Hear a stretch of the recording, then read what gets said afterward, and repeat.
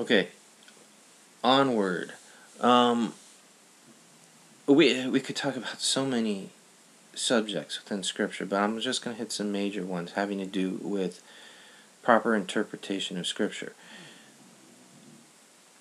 You could spend a lot of time, like I did, studying esoteric Christianity, mystery school theology, such as Rosicrucian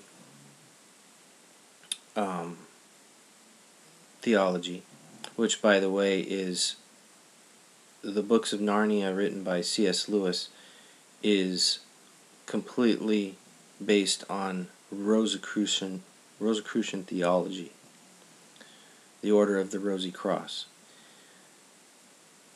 It's not. Yes, C.S. Lewis was an Anglican, but he was an initiate in a mystery school.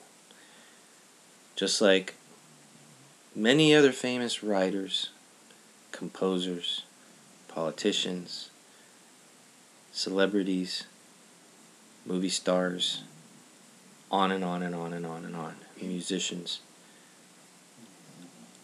Endless numbers of these people are mystery school initiates and are taught mysteries. Many of them, especially in politics, it's Freemasonry.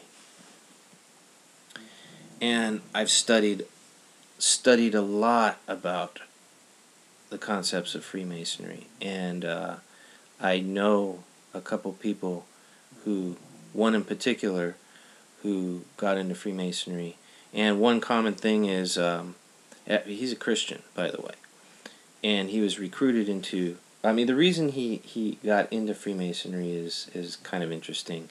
His motivations were not totally pure, but he was also told that Freemasonry is based on Christian ideals and Christian theology.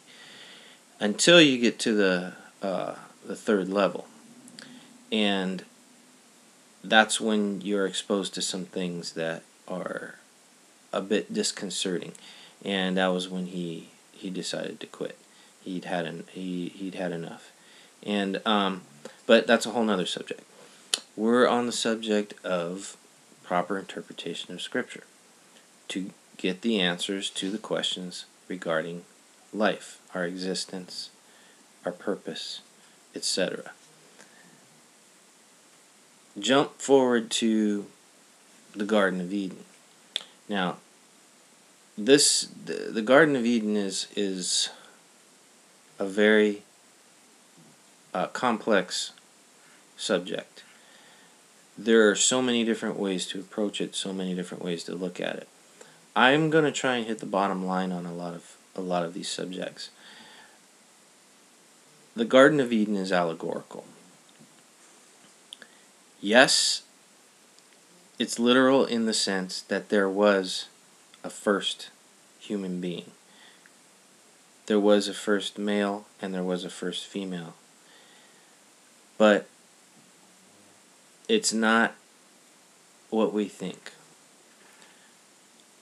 The process of what we would call human evolution, and there is a human evolution that has taken place, but in the Bible, all you got to do is look at Scripture and see that it's right there. There was divine intervention in the creation of man. God created man. A higher being created a lower being, if you want to use those words, and basically did it through genetic engineering. Now, here's the thing.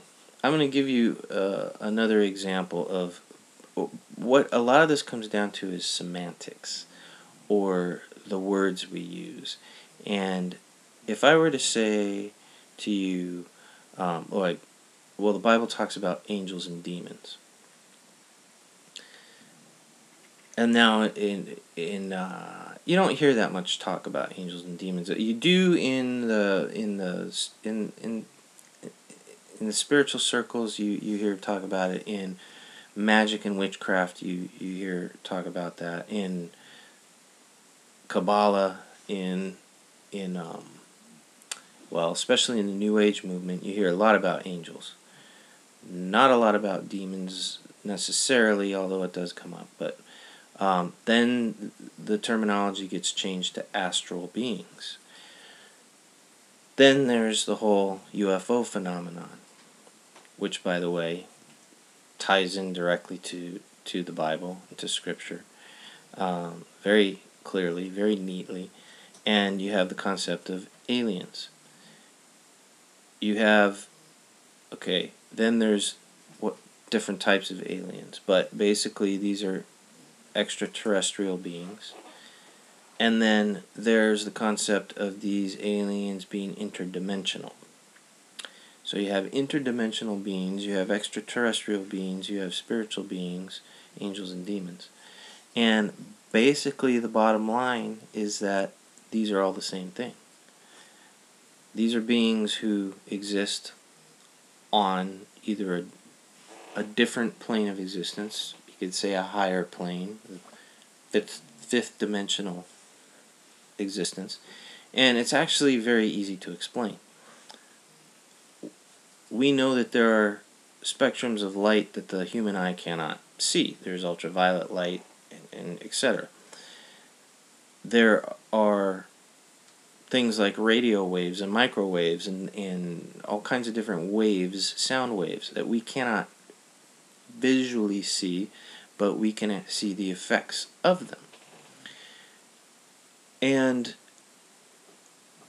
within this third dimensional, fallen, fleshly, human, lower experience, we exist on a lower vibrational plane, or matter or energy vibrates at a lower frequency within this realm. But there are realms of higher energy.